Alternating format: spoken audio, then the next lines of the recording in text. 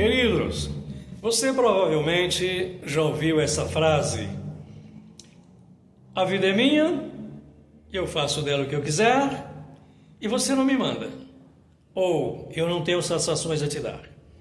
Já ouviu? Ou talvez até já falou em alguns momentos de impulso, de ira, né? De uma correção que alguém está lançando sobre a gente.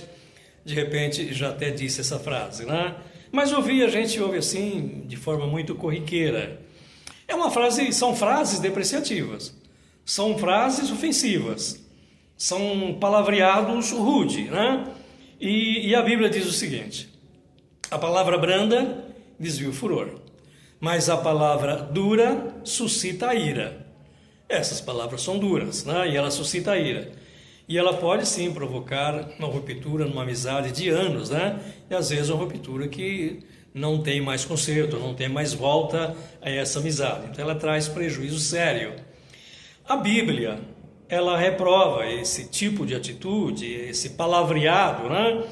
E ela ensina para nós, a didática da Bíblia, ensina para nós a origem da vida e a fonte da vida, para que nós possamos entender de que essa vida que nós estamos vivendo, ela não é nossa.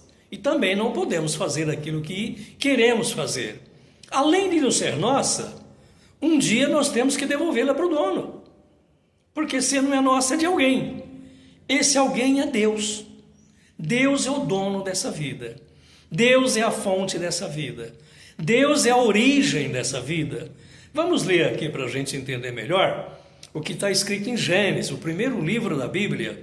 Gênesis 2, o versículo 7, diz assim: e formou o Senhor Deus o homem do pó da terra, soprou em suas narinas o fôlego da vida, e o homem foi feito alma vivente. Então veja, aqui está escrito fôlego da vida, mas tem traduções que dizem espírito da vida, é a mesma coisa. Fôlego da vida e espírito da vida, nesse contexto, é a mesma coisa. Então, o que nós entendemos aqui? Que Deus é o Criador. Então, a origem da vida é Deus. Deus soprou nas nossas narinas, Ele é a fonte da vida. O fôlego da vida que nós temos, ele veio de Deus. Então, o sopro de Deus emana vida, porque Ele tem vida própria. Então, Ele é o doador da vida e Ele também é o mantenedor da vida.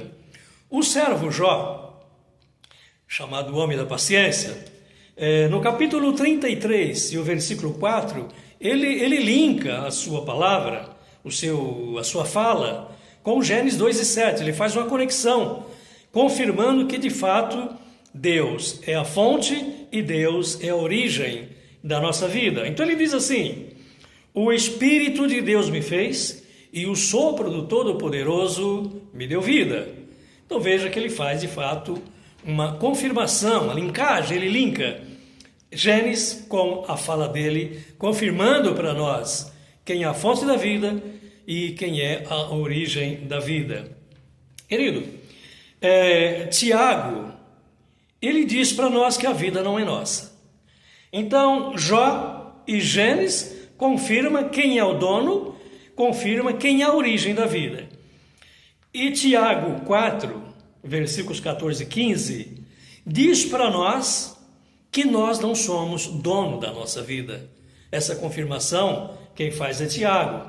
Então ele diz para nós o seguinte: se formos a tal cidade, e lá nós vamos trabalhar, nós vamos ganhar dinheiro, nós vamos ficar bem de vida, seria a expressão dele, mas aqui é um grifo nosso.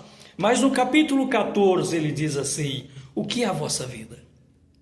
Vossa vida é um vapor, que agora ele existe, mas daqui a pouco ele desvanece, ele não existe mais, deixa de existir. Ou seja, ele fala da fragilidade, né? Da fragilidade da vida do ser humano. Então, no lugar de dizer assim, nós vamos a tal cidade, nós fazemos, nós acontecemos, ou seja, nós ganhamos, nós lucramos, mas não coloca Deus nesse vocabulário. Ou seja, não existe Deus, existe o eu. Eu faço, eu quero e eu aconteço. Então, Tiago está lançando a repreensão e dizendo que nós não sabemos o que acontecerá amanhã. Nós vivemos o hoje, nós vivemos o ontem, mas o amanhã é de Deus. O amanhã pertence a Deus. Então Tiago diz, você não sabe o que vai acontecer amanhã. Se nós fôssemos dono da nossa vida, conforme pessoas costumam dizer lá no início da nossa fala, né? A vida é minha, eu faço dela o que eu quiser. Se fôssemos dono, no mínimo, nós saberíamos também que amanhã nós amanheceríamos vivos. Nós não morreríamos amanhã. Então, mas como nós não temos essa certeza, isso, o amanhã é incerto para nós, logo a Bíblia prova que nós não somos o dono da nossa vida. Então, querido, Tiago diz assim, em lugar de dizer, o Senhor, se o Senhor quiser, e se vivermos, veja a expressão do apóstolo, e se vivermos, faremos isso ou aquilo. Essa é a forma correta de expressarmos quando nós colocamos Deus no nosso vocabulário, quando colocamos Deus na frente dos nossos projetos, quando colocamos Deus na frente dos nossos objetivos, porque o amanhã é dele. Ele sabe o que vai acontecer conosco. Nós podemos fazer? Sim. Podemos ir lá, podemos realizar, podemos ficar bem, podemos trabalhar, ganhar dinheiro, mas com a permissão de Deus. Isso é, se Deus quiser e se Ele manter a minha vida para que isso aconteça. Então, a vida não é minha e eu não posso fazer dela aquilo que eu quiser. Vamos fazer uma observação aqui.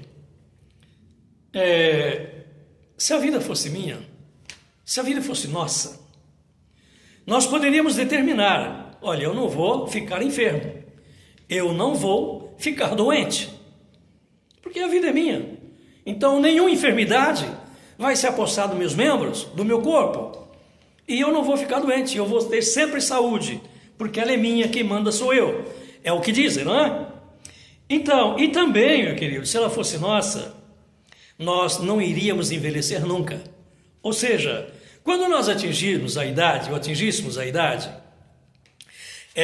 passou da adolescência, nós já temos decisão própria, nós sabemos o que fazer, conhecemos o bem e o errado, enfim, nós tomamos nossas decisões consciente, porque já somos adultos. Então nós poderíamos dizer o seguinte, dentro dessa consciência, nós poderíamos dizer assim, eu não vou ficar velho. Ou seja, eu não vou envelhecer. Eu não vou ficar uma pessoa idosa. Eu vou ficar sempre jovem, assim, do jeito que eu sou. Cheio de força, cheio de vigor, cheio de saúde, cheio de disposição. O tempo vai passar, os anos vão passar, mas eu não vou envelhecer. Eu não vou ficar idoso. Eu vou permanecer assim do jeito que eu estou. Você entendeu? Nós temos domínio sobre isso? Nós conseguimos fazer isso? Temos autoridade para dizer isso? Ou então, eu nunca vou morrer. Não vou ficar doente, não vou ficar idoso e também não vou morrer, porque eu mando na minha vida, sou o dono dela. Quem tem esse domínio? Quem tem esse controle? Se consegue? Nós conseguimos controlar isso? Não. Por quê? Porque ela não é nossa. O tempo passa, o corpo envelhece e a vida se esvai, as forças se esvaem e nós não temos domínio sobre isso. Então dizer que a vida é nossa e que nós façamos dela o que quisermos é um erro grave. Gravíssimo. Você sabe por quê, querido? O sábio Salomão, no Eclesiastes, no livro de Eclesiastes, capítulo 12, livro do sábio, e o versículo 7, ele diz o seguinte, e o pó volta à terra como era. Você se lembra lá no início que nós lemos em Gênesis, a matéria-prima que Deus utilizou para fazer o homem? O pó da terra. E Deus formou do pó da terra o homem e soprou nas suas narinas e ele foi feito alma vivente. Aqui Salomão está dizendo, e o pó volta à terra que o era, ou seja, vai voltar lá um montinho de terra que era. E o fôlego, ou o espírito de vida, o mais certo é o fôlego de vida, volta para Deus que o deu. Entendeu, querido? Ele requer de volta. Ele é o manancial da vida. A essência da vida está nele. Então ele requer de volta a vida que ele nos deu. Nós podemos utilizá-la no período da nossa existência. Ele deu essa vida para administrarmos de forma sábia, de forma inteligente, de forma espiritual, para devolver para ele a vida da maneira como ele nos deu. Quando é que nós adquirimos essa vida? Quando, querido? O salmista Davi, no Salmo 139, ele diz o seguinte, que a nossa vida ele adquiriu, ou seja, nós adquirimos ainda na fase embrionária, um embrião cujos membros ainda não estão formados, mas ele diz, o meu corpo ainda estava informe e essas coisas estavam sendo escritas no teu livro. Ou seja, um embrião já estava no livro da vida de Deus. Teu nome já estava lá no livro da vida. Nosso nome já está no livro da vida, na fase embrionária. Então, meu querido, ela tem que voltar para Ele. E ela veio para nós nessa fase embrionária, é a vida do inocente. Vai ser uma criança, vai ser um recém-nascido, depois ele vai crescendo. Mas essa vida, ela não envelhece. A vida que o embrião recebeu é essa mesma que você tem agora. O que envelhece é o corpo, o que muda é o corpo, o que sofre transformação é o corpo, metamorfose é no nosso organismo. Mas a vida não, a vida ela permanece. Permanece do jeito que ela te deu, mas nós não podemos contaminá-la com o pecado. Não podemos manchá-la com o pecado. Não podemos entregar uma vida leprosa para Deus, porque a lepra, não fisicamente falando, mas espiritualmente falando, lá no livro de Levítico, a lepra representa pecado. E Isaías, ele diz para nós, Deus falando através do profeta Isaías, por que eu vou castigar essa geração pecadora, se da planta do pé até o alto da cabeça não existe coisa sã? Ele está doente, ele está leproso, está cheio de ferida, cheio de chagas, podres na espremível. Esse negócio é nojento até de falar, mas é a realidade que o ser humano vive espiritualmente falando, quando não cuidamos dessa vida, quando não zelamos por essa vida, quando nós nos dedicamos ao pecado, essa vida é manchada, ela é contaminada pelo pecado. E não é assim que Deus quer ela de volta. Ele quer da maneira como Ele te deu, da maneira como Ele te entregou. Porque o nosso destino final vai depender da maneira como nós entregamos ela para Deus, como nós a devolvemos para Deus. Querido, pelo fato de não ser nós, pelo fato de nós não mandarmos, nós temos uma palavra, a palavra de Deus, regra, padrão, nós temos o Evangelho, nós temos mandamentos, porque Jesus disse, eu venho buscar um povo especial, zeloso, de boas obras, e nós temos assim que entregar essa vida para Deus, de uma pessoa que foi zelosa, que cuidou dela, de uma pessoa que foi especial. Então Jesus, esses são meus, são esses que eu venho buscar. Então é assim, nós não podemos entregar para Deus uma vida mutilada, como está lá no livro do profeta Isaías, uma vida mutilada pelo pecado, uma vida contaminada pelo pecado, porque essa é a vida de um ímpio. E a Bíblia diz que Deus não tem prazer na morte do ímpio. Por quê, querido? Quando você era um embrião, que Deus estava te dando a vida, o nome que Ele pôs lá foi o nome de um salvo, foi o nome de um eterno. Ele diz, eu te dou um nome melhor do que de filho e de filhas. Por quê? Porque o nome de filho e de filha é esse que nós temos. Mas esse aqui se finda, é efêmero, igual nós, é passageiro. Morreu, acabou o nome. E você não tem um nome único. Você se chama Daniel, no caso. Existem milhões de Daniel com pessoas registradas com o mesmo nome. Mas o nome que Deus tem reservado para nós, aquele que foi escrito no livro da vida, ele é exclusivamente teu. Só teu. Não é de mais ninguém. Por quê? É o nome de um eterno.